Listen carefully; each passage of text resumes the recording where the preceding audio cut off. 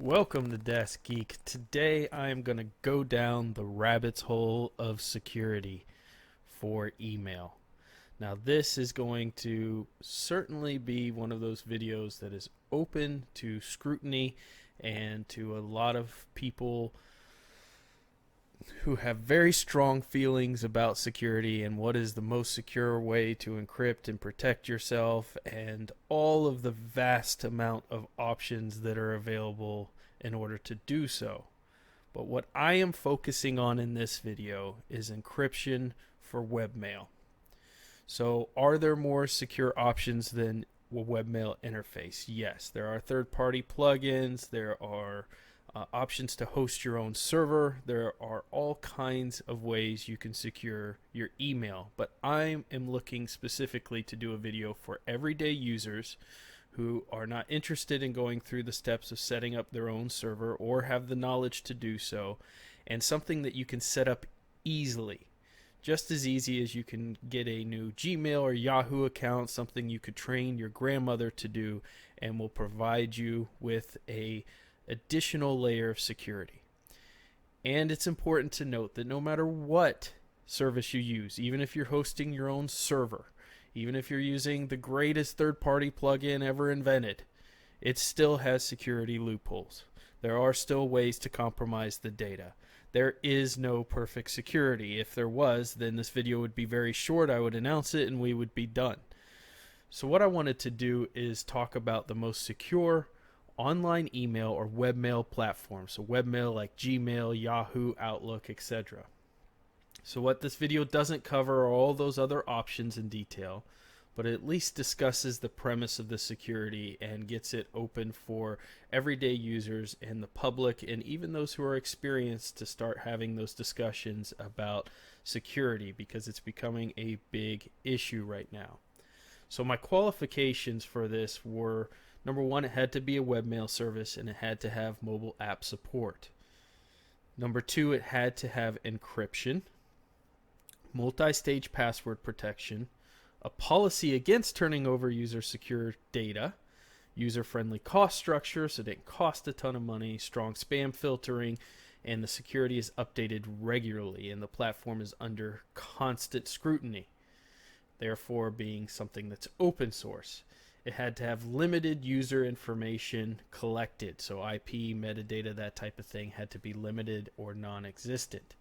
So there are many companies that are coming forth right now claiming to have strong security for their email platform. Most of us were supporters of services like LavaBit, but we know that LavaBit eventually had to collapse, and they did so standing strong by not complying with the orders from the government to turn over the encryption data. So I think it's very important to give praise where it's due for these companies who are fighting this battle, as Apple and all these others have found out that these exploitations can be leveraged and there is no perfect security, but at least they're getting in there and they're trying to provide something that secures your data. So I want to talk first about the most popular email services out there like Gmail, Outlook, and Yahoo. Gmail, I would think, is probably the biggest email service. Certainly, if they're not the biggest, they're right next to the biggest. I don't know who would be bigger than Gmail. Maybe Outlook if you counted all of the enterprise level implementations. But Gmail is certainly what most people have gone to and use, and it has a vast amount of users. For what Gmail offers, the simplicity, what they provided to the market, giving that free platform with that little counter. If we all remember when Gmail was launching and you had to get an invitation and you had this counter that kept going up and up and up, showing you all of the storage option, it's really been kind of a go-to email source. Now, Gmail has some level of encryption, and they've worked over the years to improve that. So they do have encryption notification support now. So when an email is sent to you, there's a little icon on the right-hand corner that shows a little lock. And if that's unlocked, then the email was sent to you unencrypted. If it's locked, then it was sent as an encrypted message. So at least they have that support there. But I think it's vastly ignored by most users. And their encryption generally utilizes some type of TLS. TLS being a system that kind of helps ensure that messages aren't tampered with in between the receiver, the server, and the recipient, the sender, server, and recipient. So the fact that Google is kind of pushing some of these encryption options into their email server is good, and it opens it up for users who are paying attention to that lock to complain with companies that aren't sending their messages encrypted, etc. They also use HTTPS, so a secure version of HTTP, along their servers, so that's good when you're logging in, and that's a standard now. And they really changed the game with that, because a lot of people thought HTTPS was going to be too slow, but Google a while ago went and found a way to get the performance where it needed to be and use that as a standard. But I still see banks and other companies sending emails that are completely unencrypted, which just blows my mind, meaning the little red padlock in the right hand corner is open. So why does all of this matter? Well, encryption works only well if there's end-to-end encryption. So if there's any break in between the sender, who may encrypt their messages just fine, and the server, which may not have encryption, in Google's case it does have a level of encryption, and then the receiver getting the email, if they don't have any level of encryption, well, then it's open for anybody to grab. So while I applaud Google, they have some good standards in there, it's very, very basic level of encryption and protection. There's certainly more that can be done there. I will applaud Google for the fact that they're at least in the fight. They are certainly helping with regulations in the government to try to stop some of the massive data grabs and allow other companies to implement encryptions without having to have some backdoor key. So Google's fighting that fight. At the same time, they're also subject to the laws here and have turned over or been forced to turn over user data, which means within Google's server, that other area, once you send that message, even if you send it secure, Google has an encryption key that can be provided to a government or somebody else, in which they can decrypt your message and still be able to get to it. And because they store those keys, your data is now open to be grabbed. So for Tally on Google Gmail, it's got HTTPS, it has middleman encryption, meaning that's what I'm calling it, encryption on their server, although it can be superseded. They have encryption notification, which is good, getting a wide audience kind of used to seeing that and understanding what it is. They do have two-step authentication, and they use TLS. Their weakness is government regulations can supersede. The keys for de-encryption can be acquired, and there's not necessarily an end-to-end encryption requirement, so therefore the information going to the users, etc. There's no expiration of messages outside of doing third-party plugins and things, so that you can keep your messages secure even if you're sending to a non-secure source. And Google, of course, has lots of ads and metadata grabbing that they're going on, so you have to deal with that as well. So next, quickly I'll talk about Yahoo. So Yahoo at least has joined Google in trying to push for end-to-end encryption and offers some plugin support for their model, but they lack a real solid multi-step authentication. It's there, but it's nowhere near as standardized as I would say Gmail is, meaning it doesn't require me to utilize the multi-step authentication as often as Google does, nor do I feel it's anywhere near as secure. There are also limited spam and advertisement protection here. Yahoo seems to be one of the worst in throwing ads everywhere in your face, and spamming and spam is just out of control in Yahoo Mail in my experience with it. And so there's just a lot there, open security loopholes that I think can be compromised. They also have provided the government with their encryption keys under order in certain cases, or have been reported to, let me say, to protect myself.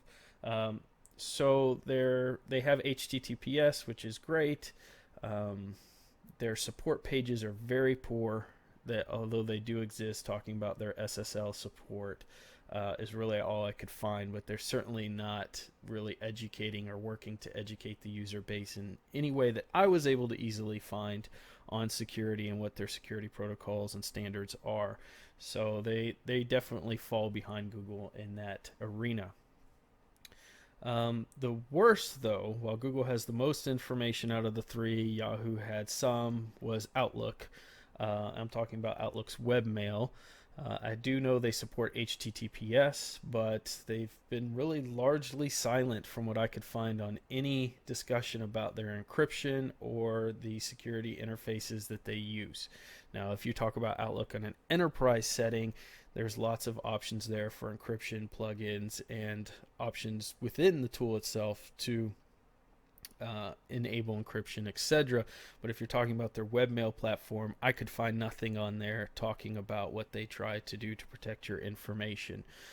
So I thought out of all of them, surprisingly, they probably failed the most. Their spam protection's pretty good, and their interface, I think, is gorgeous. They've done a lot of work there, but I think they certainly could do more in educating users on their webmail platform on the security that they're implementing and using. So now that we've covered those big three, I want to quickly talk about my findings in searching for a good webmail secure app. So there are services out there like Hushmail, which offer end-to-end encryption, but they're costly. So they charge for their services, and if I remember correctly, it was about $50 or something to sign up for that. So I think that takes most people who are used to webmail. I know free isn't really free, and we all need to kind of change our mindset on that, but because it has that upfront cost and the features that it uses, which is the kind of encryption end-to-end with passphrase and things, every instance that I'm sending an encrypted email, the other party has to have that phrase in order to open it, which is great, but there's not that many people that I communicate via email where I'm going to be handing out passphrases for them to open my email. Business partners and that type of thing, yes, but otherwise probably not. So I'm not sure I would be willing to spend that kind of money. I'd probably just set up my own server to do that at that point. So enough of filling our brains with all of this information on the different providers out there. Let's talk about the winner, if you will, or the one that I selected as the best or most secure platform out there. And you've seen it, you've been staring at it the whole time. It's ProtonMail. So first, their servers are located in Switzerland, which means it's far more protected against government orders of seizures of data. Switzerland's known for having some of the strictest privacy laws and is a really good choice for hosting a service. Now, since the attacks in Paris and things, there are some concerns that Switzerland may fall under some broader laws that are trying to be passed, but there's no indication one way or another that it will impact services like ProtonMail. So for the moment, it's the best option, I think, for storing data on servers out there, because Switzerland's just known for having very, very strict laws. There's end-to-end encryption. Proton can't get your emails, and they have no keys which to do so. So this is a multi-step sign-in process when you sign up for this. So very easy to sign up, just like you would do for Gmail, but when it's going to ask you for 2 passwords. The first one is to get into their service, to log into their service, and the second password is a hash or a pass key that decrypts all the messages in your email box, and they don't have access to that pass key. So they cannot give it back to you. They cannot restore it. They don't know what it is. That's yours and yours alone. So that's a really good security measure there. There's no logging of IP addresses. It's 100% free, so you don't have any upfront cost to go in there and play with it. There's no third-party plugins that are required or needed to start. The design, the interface in their email is absolutely gorgeous. There's ample spam protection. They use HTTPS. Their encryption standards, AES, RSSI, and OpenPGP. Some of those that I've listed are a little less secure than others, but they use a combination of those three, which I think is a pretty powerful. They are also open source, so they've taken their code and made it open source, which is really important. What that means is the open source community has an ability to then go and scrutinize and find security holes, and then they can react to that. And we know how much the open source community has really changed security around the world and helped to drive this message and the changes that we've needed in security. So it's a very important step that they've taken. There are no ads, no metadata grabbing, which really puts it on a league in its own when it comes to webmail. And they also have the expiration ability, meaning you can expire your messages. So ProtonMail was a crowd-funded project from some very smart people who were able to get these servers set up and apply some security standards from their previous knowledge of security and web, and you can go through all of their history and about the company and everything on your own. But it's actually a very interesting story, and I think that they've come a long way. Now, if you are Edward Snowden or somebody who is being tracked by the government, or the government really wants your information, this isn't going to be the perfect solution for you. This is just meant to add additional layers of protection for everyday users. It provides a good level of protection. It is the least spammy information grabbing, storing service out that I could find. With that said, there are always loopholes in any security algorithm, and if you search hard enough, you'll find that there are some out there for ProtonMail. Does that mean somebody can easily go and take that security loophole and find your information and grab it and steal your passwords? No. It would be very, very difficult, and somebody's going to have to really, really want your information, and it's going to be a sophisticated hack in order to do so. But it's not impossible. It just would be really, really difficult. So I think this is the best service for webmail to get people thinking about more security, to move people away from this metadata grabbing. They offer donation options, as well as you can sign up for additional storage space, and that's how they make their money. So I highly recommend you support them, because they're not inundating or stealing your data or looking at what you're emailing and all of that stuff like so many of the other services do. So let's take a look real quick at the inbox in ProtonMail. So here you have, it's very clean, beautiful setup here. You have your inbox, draft, sent, starred, archive, spam, trash. You have labels just like Gmail has. When you compose an email, you can see dasgeek@protonmail.com. You can send who you want to, the subject. So very, very familiar interface. There's nothing in here that should be really confusing. Down here where you have your additional options, this is where I can set an expiration time, so the email automatically deletes itself after a certain amount of time so they can't read it anymore. That's a really, really powerful option right there for security, and I love that. And next is your encryption option. So when you choose this, you're going to set up a message password, and then you can set up a hint if you want, and that person has to have that password in order to open that mail. And this is what it looks like. So it's not going to interface through Gmail to capture that password. It's going to send them the email. It's going to say it's encrypted. They have to click the link. When they click the link, it's going to send them through the ProtonMail servers. They're going to type in that password that you've provided to them, probably in a conversation over the phone or somewhere else, and you click decrypt. And once that happens, you can see that you've got this test email here, and it tells you automatically when you encrypt that the message will expire within 30 days. So they don't have to have a ProtonMail account to use that. It's an option for them to sign up. So that's it. That's the most secure webmail service I could find. I would be very interested in any alternative options that you've discovered specifically that fit the qualifications of this video here. We'll look at doing other videos for setting up your own server and OpenPGP and doing some different things that you can secure and make even more secure email server. But for your average user, I think this is the best option. It also has Android and iOS app support. So all the features you love with a service like Gmail are readily available for ProtonMail.